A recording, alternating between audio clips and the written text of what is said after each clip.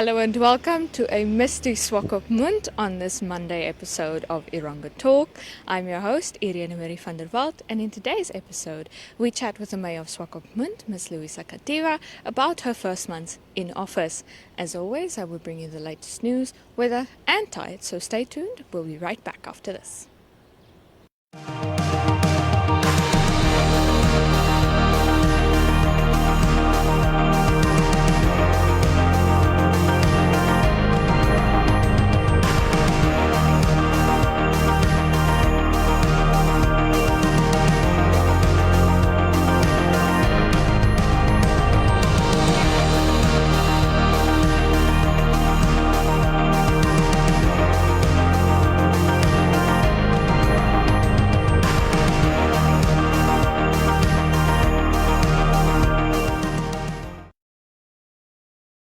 And now it is time for your news. In our first story for today, the Office of the Mayor in Omaruru, in solidarity with the residents of the town and from peripheral settlements Uis, Okumbai, Omachete and surrounding commercial farming communities, embarked on a vigorous campaign seeking donors of medical equipment and personal protective equipment to alleviate the enormous pressure endured by healthcare facilities due to the COVID-19 pandemic.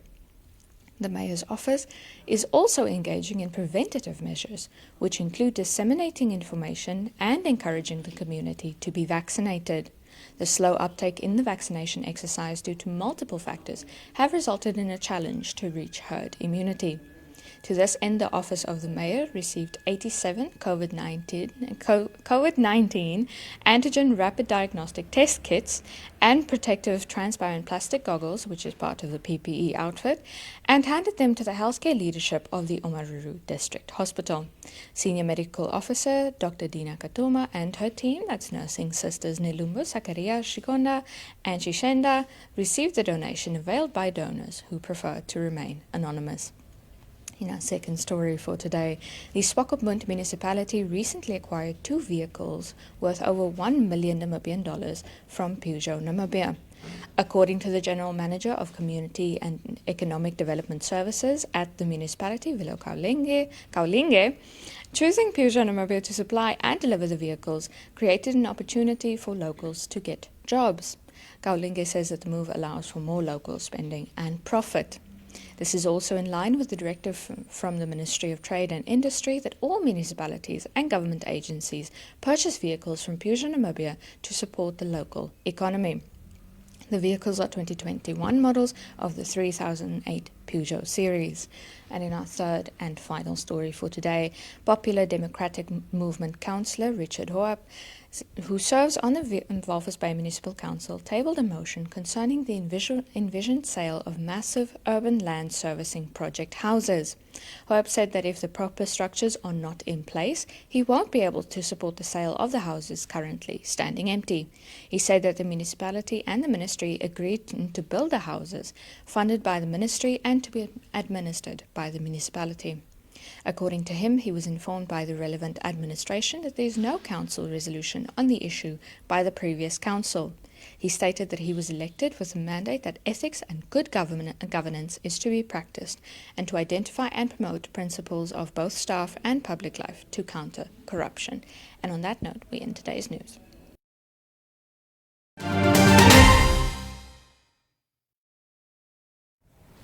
All right, I'm joined here by the Mayor of Swakopmund, Her Worship, Louisa Kativa. How are you doing today? I'm doing fine, thank you. How are you, Jose?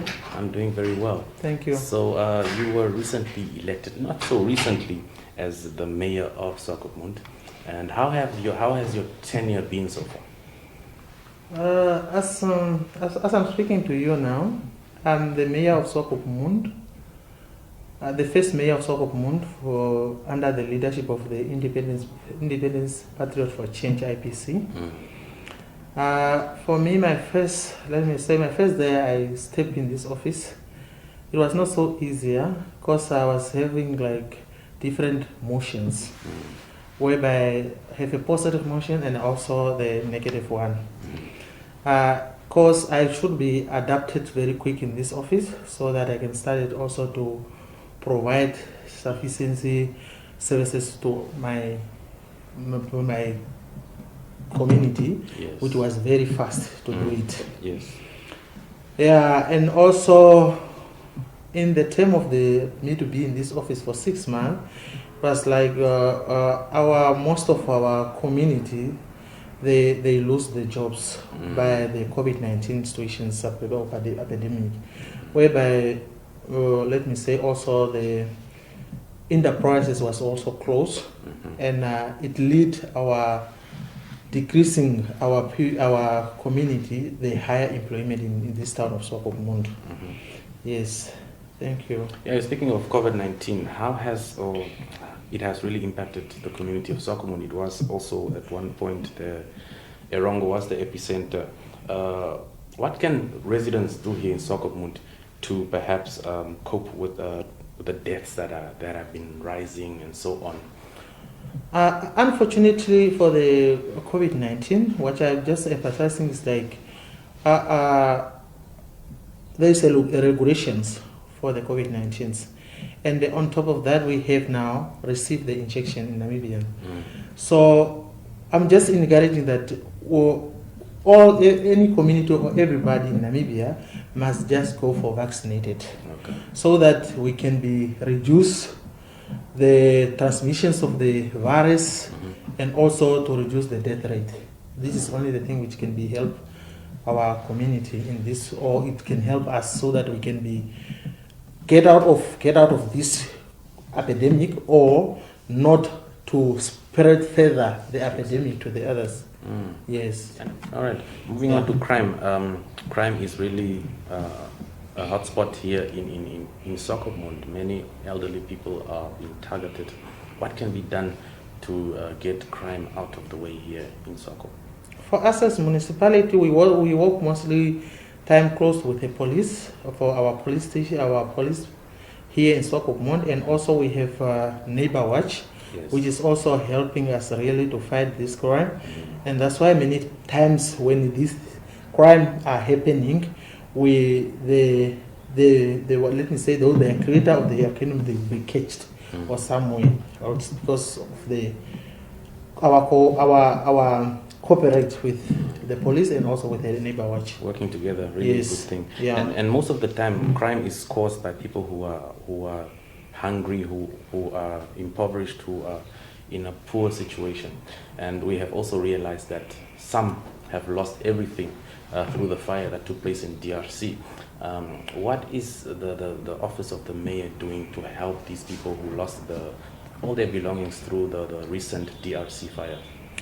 So far with the fire victims, my office, the office of the mayor, I can say that we did successful, because from the day one when the fire happens, we took our victims and we create them another new accommodation, whereby we provide them tents, we provide them food, we provide them water and everywhere they're supposed to be.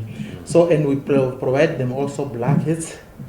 But still, up to now, currently now, we are going to allocate our people back to their place where they come from, DRC, but by way our office is going to build their houses back, and we take them back to the places where we build them the structures back. But this is now the first time it's happening in Swakopmund, a mayor to provide the peoples with their ghetto, their shack back to be built, to rebuild it. I hope in that way we help them enough, and they are still in our hands. And about food and everything, we are still under control of us, and we see they have everything at the side. All you need is just corporates to come on board and also sponsor. Yes. To make but yes, the sponsor also, it was going well.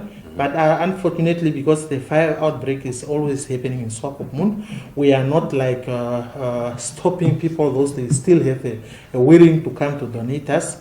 But I'm just encouraging that anybody who still have a willing to this victim to come and donate us, they can come to my office and welcome. We are welcome them to donate us everything what they have. Yeah. Crime is a social evil. Another social evil, which is also part of crime, is corruption. What are you targeting to do to make sure that it is kicked out? About the corruptions, as a leader, I hope we have Namibian constitutions, which is having all the law of Namibians. I'm just encouraging that all the leaders or everybody in Namibia, so that we can deal the corruption, either to adhere to the rules of law for Namibians, so that we cannot be involved in crimes, and also just to sympathize that always to involve in corruptions, it's just like you kill the generation of the tomorrow futures, yes, which is our children, which is our grandchildren. So therefore, let's just accept what you have and just take out from your mind that corruption must be stayed aside, so that we can be a good leader for tomorrow, or a good example leaders for our children for tomorrow, so that they can get them. Because corruption is a short life, does not take people away. Yeah. What is your last words of remarks that you have?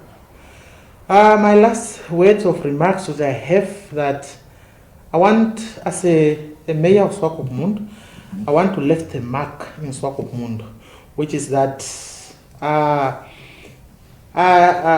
approve the land for the university to come in Swakopmund town, which is like 30 years of independence. Our children never have access with the university in the Erongo region, whereby let me say in Swakopmund, whereby our children, they will suffer, just go to Windhoek, and some of the children are from DRC locations, where the parents some they don't work, or some they do domestic work, they don't have enough. So if these parents cannot be able to pay the child the school, Windhoek accommodation, especially the accommodation, and also the transport to take this child to the university, or also maybe the child did not get any funding to pay the university itself. So many of our children, they end up in the street because of this situation. So as a mayor, I approve this land so that we can be built at least a university in Swakopmund, which is Welwitschia University, is going to be happening in our Swakopmund. And also, as I say, I work for the hospital. I saw a need in our teenage girls, which is falling pregnant. I also going to do the garden project at the DRC clinic, yes, whereby we can plant the spinach and everything, and will help our elder people. Those are not getting patients. Some people, they don't get patients because of the document. They don't have a document of Namibian. So, and also the teenage pregnant, so that we can provide them with nutrition foods. It can be helped. That is what my last remark I can say. Thank you very much, Her Worship, the Mayor, for joining us today on Erongo Talk. Thank you very much. All right. So, bye.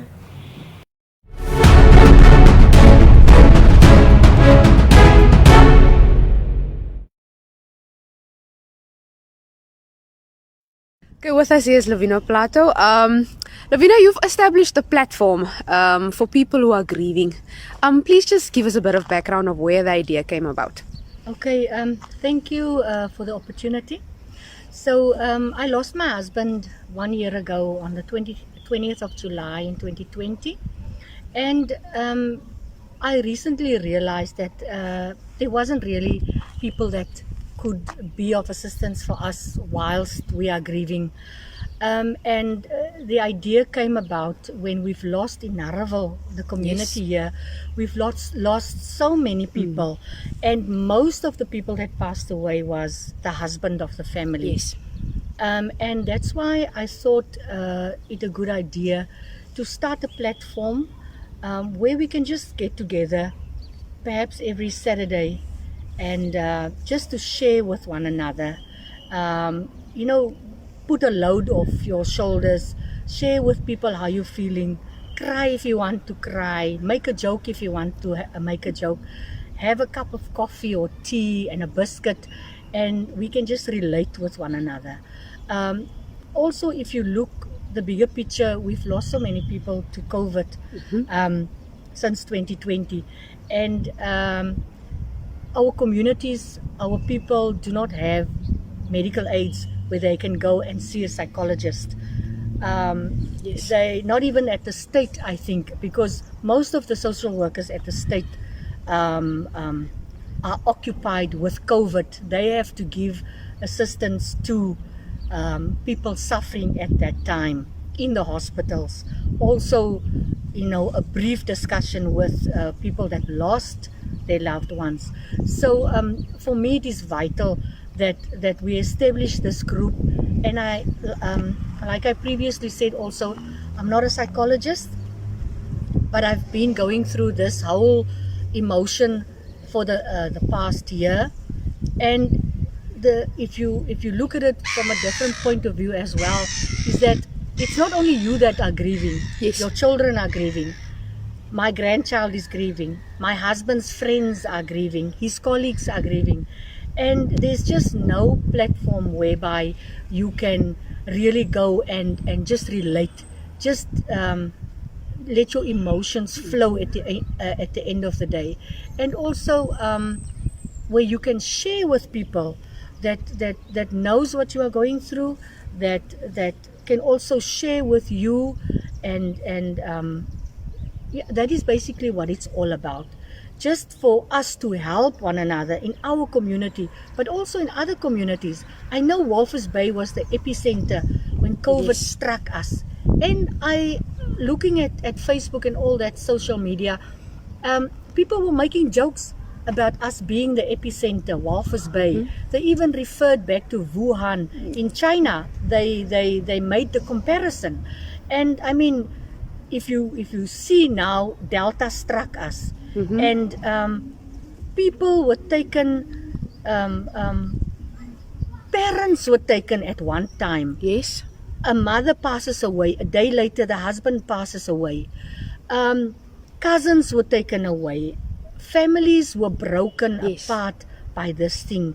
And there's just no help coming forward. People, you are left alone to do your own thing. You have to struggle through this thing. I'm fortunate that I was receiving some help by a psychologist in South Africa. She was assisting me via Zoom. Yes. And that was perfect for me. It helped me. I stopped it now for a while because I felt that I've grown a bit stronger. Yes. But I have to pick it up again. And that's where this idea of supporting our people locally is just the best thing at this moment in time. We are in Naraval, Walvis Bay, Swakopmund, Swakop. I don't know much about Swakop, but I mean we can reach out and make contact with one another. And if you want to drive from Swakop and come and join us, please feel free. If you are in Yusakos and you want to give me a call, feel free and do that. We can only try and help and assist one another. Can we please have your number, Lovina? Yes, you can. I also just want to add that I am I'm a working person, so I'm working from 8 to 5 every day, but from 5 o'clock onward I am available, and people can reach me on the number 0811 269165. That is actually my work number, but I promise you, if you send me a WhatsApp or anything, I will answer you.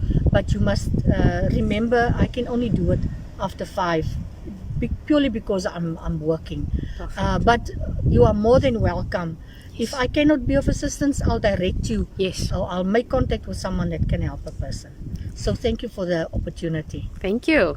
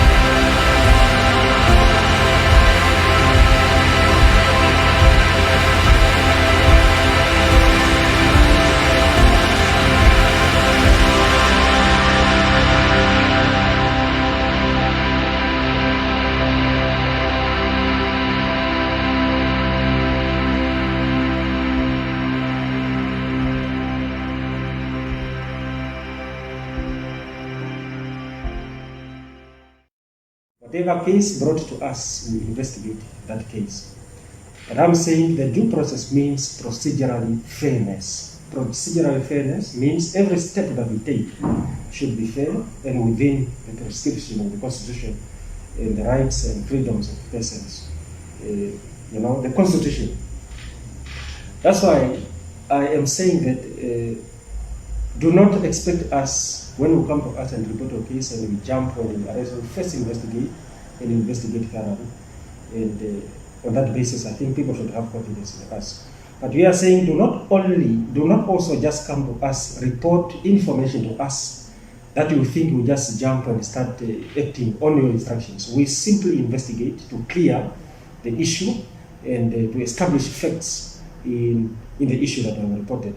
And on that basis, I need to urge those that are coming to us, giving us information which they know that are not true, to just remember that we do investigate. And if you are willing to open a case that you know that there is no grounds for you to open a case, remember that you are taking an oath and you may be charged for perjury after our thorough investigations. And there is a market for those stolen items. But we are saying that if you are buying stolen properties and you are found in possession of stolen properties, those are criminal cases which you can be charged for. And I believe, or we suspect mostly some of the second-hand good dealers that are buying these stolen properties and are supporting the market to continue. We should be responsible. Imagine a person stealing the rail, the bridge rails, and then that person is also using that road. And you, as a person, is buying that particular or those properties without any regret. I do not know where we are going, but we should be responsible and care for our country as people that are living in this country.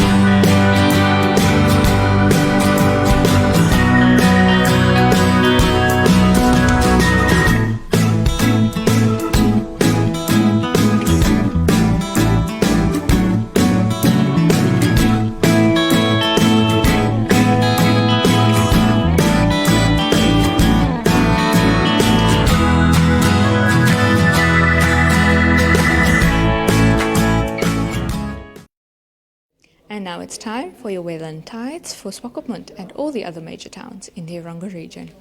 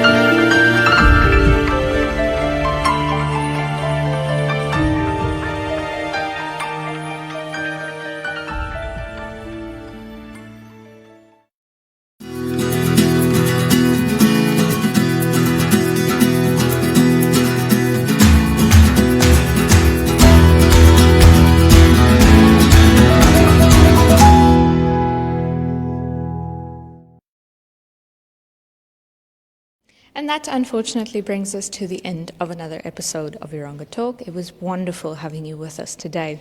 So you don't have to miss us too much until tomorrow, because you can check out our website. That's www.erongo.com.na. That's www.erongo.com.na for all the stories we discussed earlier and so much more. And if you want to get in touch with us and let us know what's happening in your town and in your community, you can get in touch at 0811 7000 40. That's 0811 7040. This is also the number you are going to reach out to if you want to advertise with us. So until tomorrow, same rules still apply. Be safe, be healthy, maintain your social distancing, wear your mask, sanitize your hands, take care of yourselves and take care of each other, and do be encouraged to get vaccinated. We'll see you again tomorrow.